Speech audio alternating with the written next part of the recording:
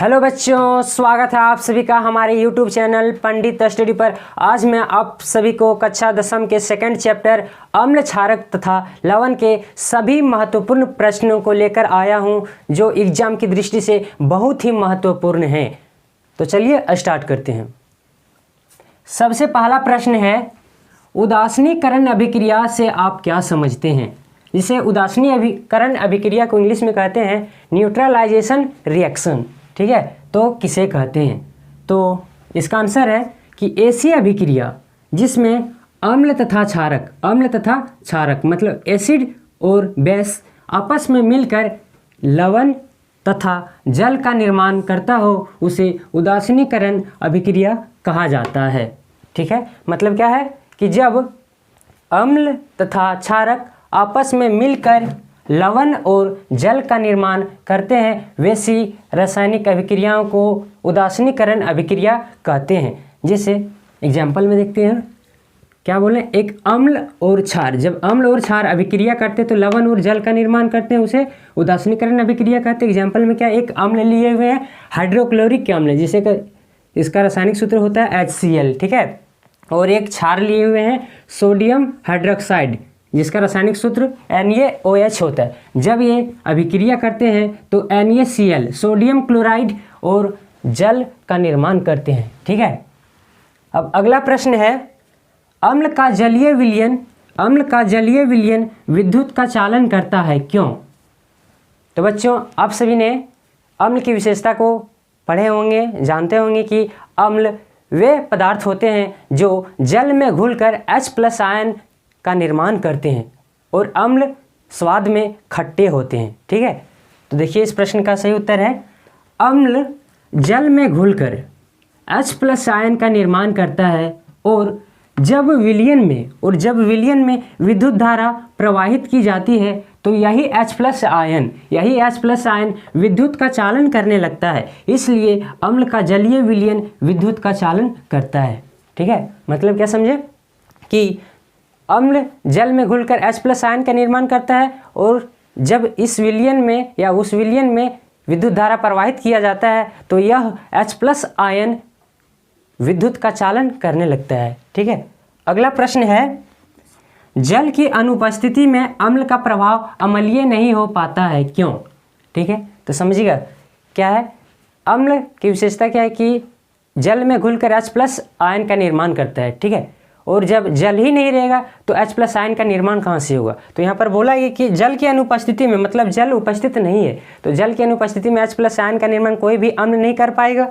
ठीक है, इसीलिए अम्ल का प्रभाव अम्लीय नहीं हो पाता है। देखिए, जल की अनुपस्थिति में कोई भी अम्ल H+ आयन का निर्माण नहीं करता, इसलिए उसका प्रभाव अम्लीय नहीं हो पाता है। ठीक है, इस प्रश्न का सही उत्तर है जल की अनुपस्थिति में। बच्चों, आप लोग इन सब प्रश्नों का स्क्रीनशॉट ले लेंगे। चलिए अब अगले प्रश्न की ओर। प्रश्न है, क्लोर क्षार अभिक्रिया क्या है, या क्लोर क्षार अभिक्रिया से आप क्या समझते हैं? ठीक है, तो देखिए इस प्रश्न का उत्तर कि जब सोडियम क्लोराइड का रासायनिक सूत्र क्या होता है? NaCl। तो जब सोडियम क्लोराइड के जलीय विलयन में विद्युत धारा प्रवाहित की जाती है तो यह वियोजित मतलब टूटकर, तो यह टूटकर या वियोजित होकर सोडियम हाइड्रोक्साइड, और सोडियम हाइड्रोक्साइड का रासायनिक सूत्र क्या होता है? NaOH, और क्लोरीन का निर्माण करता है, जिसे क्लोर क्षार अभिक्रिया कहते हैं। जैसे एग्जाम्पल में देखिए क्या बोले, जब सोडियम क्लोराइड के जलीय विलयन में, जलीय इसलिए जल यहाँ देखिए, जलीय विलयन में विद्युत धारा प्रवाहित किया जाता है तो यह वियोजित होकर या टूट करके सोडियम हाइड्रोक्साइड का निर्माण करते हैं और साथ में क्लोरीन और H2 गैस। ठीक है, तो इसे ही क्लोर क्षार अभिक्रिया कहते हैं। अब अगला प्रश्न है, विरंजक चूर्ण का निर्माण कैसे किया जाता है और इनके उपयोगों को लिखें। ये सब प्रश्न बहुत ही इम्पॉर्टेंट हैं एग्जाम की दृष्टि से, तो ये सब प्रश्नों को आप बहुत ही अच्छे तरह से कर लीजिएगा। तो देखिए इस प्रश्न का सही उत्तर है, जब शुष्क बुझे हुए चूने के ऊपर, जब शुष्क बुझे हुए चूने के ऊपर, और शुष्क बुझे हुए चूने का रासायनिक सूत्र क्या होता है? CaOH का होल 2, CaOH का होल 2। देखिए, जब शुष्क बुझे हुए चूने के ऊपर क्लोरीन गैस प्रवाहित की जाती है तो व्यंजक चूर्ण का निर्माण होता है। व्यंजक चूर्ण का रासायनिक सूत्र CaOCl2, मतलब कैल्शियम हाइपोक्लोराइड का निर्माण होता है। ठीक है, देखिए एग्जाम्पल में क्या, जब शुष्क बुझे हुए चूने, और शुष्क बुझे हुए चूने का रासायनिक सूत्र CaOH का होल 2, कैल्शियम हाइड्रोक्साइड के ऊपर क्लोरीन गैस प्रवाहित की जाती है तो यह व्यंजक चूर्ण का निर्माण करता है और जल का निर्माण करता है। ठीक है, व्यंजक चूर्ण का निर्माण होता है, इस प्रकार व्यंजक चूर्ण का निर्माण किया जाता है। और इसका उपयोग कहाँ कहाँ किया जाता है, इसके उपयोगों को लिखें, यह भी प्रश्न में रहता है। तो इसका उपयोग पेयजल को जीवाणु मुक्त कराने में मतलब जैसे जल में बहुत सारे बैक्टीरिया वगैरह रह जाते हैं, ठीक ना, तो उसको हटाने के लिए, रोगाणु मुक्त करने के लिए ब्लीचिंग पाउडर, इसी का दूसरा नाम है व्यंजक चूर्ण का। ठीक है, तो यही है, व्यंजक चूर्ण का उपयोग करते हैं जल को शुद्ध करने में। और क्या है दूसरा, कपड़ा एवं कागज उद्योग में व्यंजक चूर्ण का उपयोग किया जाता है। और है कपड़ों के व्यंजक में, और व्यंजक का मतलब होता है रंगने में। ठीक है, कपड़ों को रंगने में किया जाता है। बच्चों, इन सब प्रश्नों को आप अच्छे से कर लीजिएगा, ये सब प्रश्न बहुत ही महत्वपूर्ण है। इन सब प्रश्नों का उत्तर को आप स्क्रीनशॉट ले लीजिएगा और अच्छी तरह से तैयारी कर लीजिएगा। अब अगला प्रश्न है, बेकिंग सोडा का निर्माण कैसे किया जाता है और इनके उपयोगों को लिखें। बेकिंग सोडा का निर्माण कैसे किया जाता है और इसका उपयोग कहाँ कहाँ करते हैं। ठीक है, प्रश्न है। तो इस प्रश्न का उत्तर होगा, देखिए, जब सोडियम क्लोराइड के जलीय विलयन की अभिक्रिया कार्बन डाइऑक्साइड और अमोनिया से किया जाता है तो बेकिंग सोडा का निर्माण होता है। ठीक है, देखिए, जब सोडियम क्लोराइड, और सोडियम क्लोराइड का रासायनिक सूत्र क्या होता है? NaCl के जलीय विलयन, मतलब जल है, H2O के जलीय विलयन की अभिक्रिया कार्बन डाइऑक्साइड और अमोनिया से किया जाता है। तो कार्बन डाइऑक्साइड और अमोनिया का NH3 से किया जाता है तो बेकिंग सोडा का निर्माण होता है। बेकिंग सोडा का रासायनिक सूत्र NaHCO3, sodium bicarbonate, NaHCO3 plus में NH4Cl, अमोनियम क्लोराइड का निर्माण होता है, जिसमें से NaCl है सोडियम क्लोराइड, और H2O जल है, CO2 कार्बन डाइऑक्साइड है, और NH3 अमोनिया है। ठीक है, जब अभिक्रिया करते हैं तो सोडियम बाइकार्बोनेट का निर्माण करते हैं, जिसे खाने वाला सोडा या बेकिंग सोडा कहा जाता है। ठीक है, इसको कहते हैं सोडियम बाइकार्बोनेट।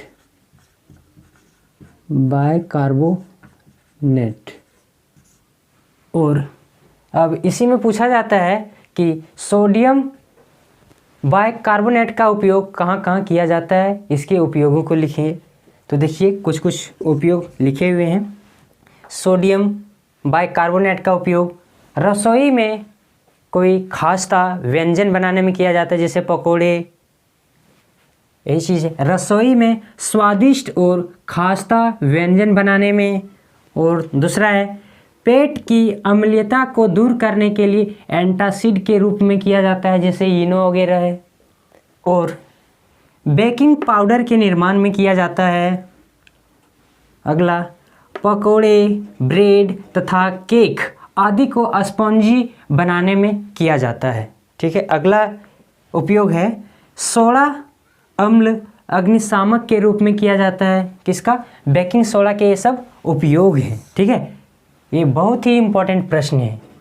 अब अगला प्रश्न है, धोवन सोडा। तो धोवन सोडा का दूसरा नाम क्या बोलते हैं? Washing soda. वॉशिंग सोडा का रासायनिक सूत्र होता है Na2CO3, मतलब सोडियम कार्बोनेट और उसमें जल के 10 अणु होते हैं, ठीक ना, का निर्माण कैसे किया जाता है, धवन सोडा का निर्माण कैसे किया जाता है और उनके उपयोगों को लिखें कि इसका उपयोग कहाँ कहाँ किया जाता है, कैसे किया जाता है। देखो तो सबसे पहले धवन सोडा का निर्माण कैसे किया जाता है उसे समझने वाले हैं कि जब सोडियम बाइकार्बोनेट को गर्म किया जाता है उष्मा के सहारे, ठीक है, तो सोडियम कार्बोनेट का निर्माण होता है। जब सोडियम बाइकार्बोनेट को गर्म किया जाता है तो सोडियम कार्बोनेट का निर्माण होता है। जैसे देखिए जब सोडियम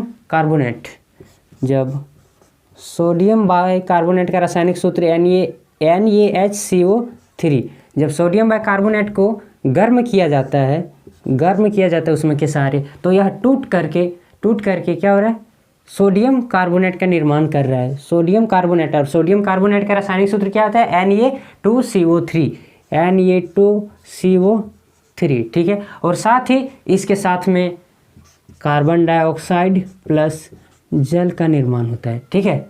अब देखिए आगे क्या बोल रहा है, निर्माण होता है सोडियम बाइकार्बोनेट को जब गर्म किया जाता है तो सोडियम कार्बोनेट का निर्माण हुआ, और जब सोडियम कार्बोनेट को मतलब इसको पुनः क्रिस्टलीकरण किया जाता है तब धवन सोडा का निर्माण होता है, जिसे वॉशिंग सोडा कहते हैं। जैसे देखिए अब क्या किया जा रहा है कि सोडियम कार्बोनेट को पुनः क्रिस्टलीकरण करके, तो सोडियम कार्बोनेट को पुनः क्रिस्टलीकरण करेंगे, Na2CO3 को जब जल के 10 अणुओं के साथ क्रिस्टलीकरण किया जाता है तो धवन सोडा का निर्माण होता है।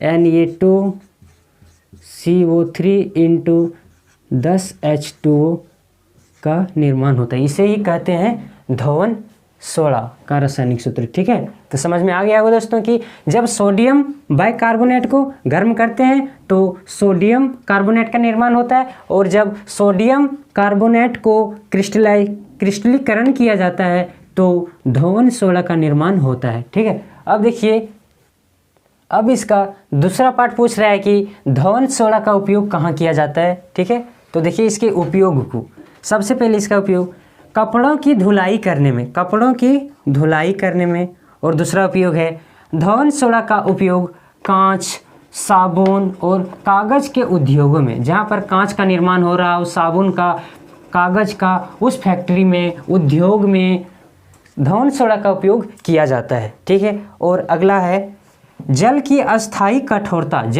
कठोरता को दूर करने में, और अगला है बोरेक्स के निर्माण में, ठीक है। बच्चों ये सब प्रश्न बहुत ही महत्वपूर्ण है, ये सब प्रश्न को बहुत ही अच्छी तरह से आप लोग तैयारी कर लेंगे, ठीक है। अब अगले प्रश्न की ओर चलते हैं। तो चलिए अब अगले प्रश्न की ओर। प्रश्न है प्लास्टर ऑफ पेरिस का निर्माण कैसे किया जाता है और इनके उपयोगों को लिखें। प्लास्टर ऑफ पेरिस का निर्माण कैसे किया जाता है और उसका उपयोग बताना है, ठीक है। तो देखिए जब जिप्सम को उच्च ताप पर 373 डिग्री केल्विन पर गर्म किया जाता है तो यह जल के अणुओं को त्याग कर प्लास्टर ऑफ पेरिस का निर्माण करता है। मतलब जब जिप्सम को उच्च ताप पर 373 डिग्री केल्विन पर गर्म करते हैं तो यह जल के अणुओं को त्याग कर प्लास्टर ऑफ पेरिस का निर्माण करता है, ठीक है। देखिए जिप्सम का रासायनिक सूत्र क्या होता है, calcium sulphate CaSO4 into 2H2O, ठीक है। जब इसे गर्म करते हैं 373 डिग्री केल्विन पर तो यह जल के अणुओं को त्याग कर plaster of Paris CaSO4 into 12H2O plus 1/1/2 H2O का निर्माण करते हैं, जिसमें से इसे प्लास्टर ऑफ पेरिस कहा जाता है। प्लास्टर ऑफ पेरिस, ठीक है। जब जिप्सम को 373 डिग्री केल्विन पर गर्म करते हैं तो यह जल के अणुओं को त्याग कर प्लास्टर ऑफ पेरिस का निर्माण करते हैं। अब देखते हैं इसका अगला पार्ट दिया गया है कि इनके उपयोगों को लिखिए। ठीक है, तो इसका क्या क्या उपयोग है, तो देखिए इसका क्या क्या उपयोग है। तो सबसे पहला उपयोग है कि दीवार को चिकना बनाने में। दूसरा, भंगित अस्थियों को जोड़ने में। भंगित का मतलब होता है टूटा फूटा। ठीक है, तो टूटे फूटे हड्डियों को जोड़ने में। जैसे हम लोग देखे होंगे हॉस्पिटल वगैरह में डॉक्टर सब क्या करते हैं, किसी मरीज का हड्डी उड्डी टूटा हुआ है तो उसका बैंडेज तो हम लोग देखते हैं चूना टाइप में लगा हुआ रहता है, जहाँ पर टूटे हुए रहता है बैंडेज कर दिया जाता है। ठीक है, तो वही क्या है, वहाँ पर प्लास्टर ऑफ पेरिस का यूज किया जाता है। दूसरा है खिलौने तथा मूर्तियों के निर्माण में।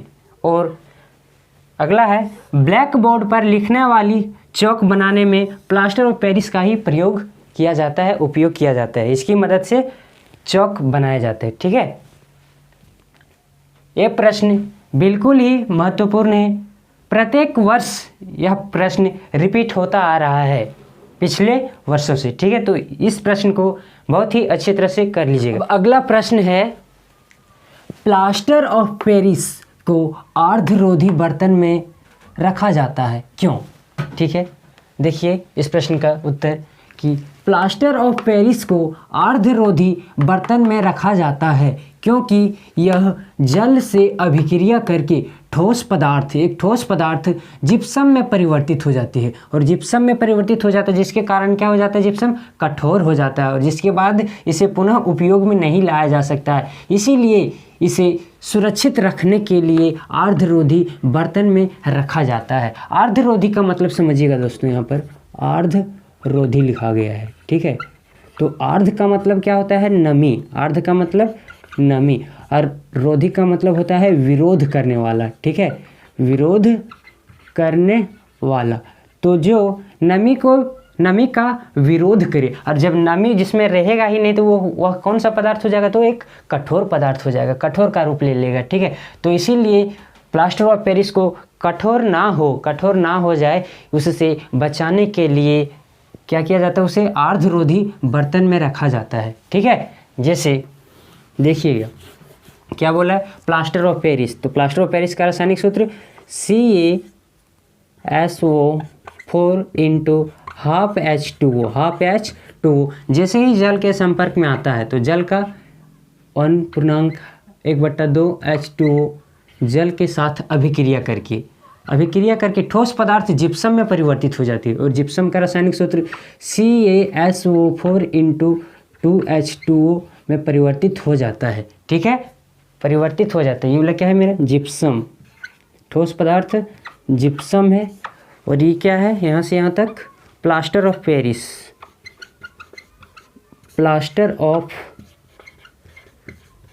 पेरिस। ठीक है बच्चों, आज के इस वीडियो में इतना ही। अगर यह वीडियो आप लोगों को ज़रा सा भी हेल्पफुल लगे तो हमारे इस वीडियो को लाइक, शेयर एंड कमेंट और हमारे चैनल को सब्सक्राइब करना बिल्कुल ना भूलें, क्योंकि मैं इस तरह के क्लास 10 के विद्यार्थियों के लिए प्रत्येक चैप्टर वाइज महत्वपूर्ण प्रश्नों को लेकर आता रहूँगा। धन्यवाद।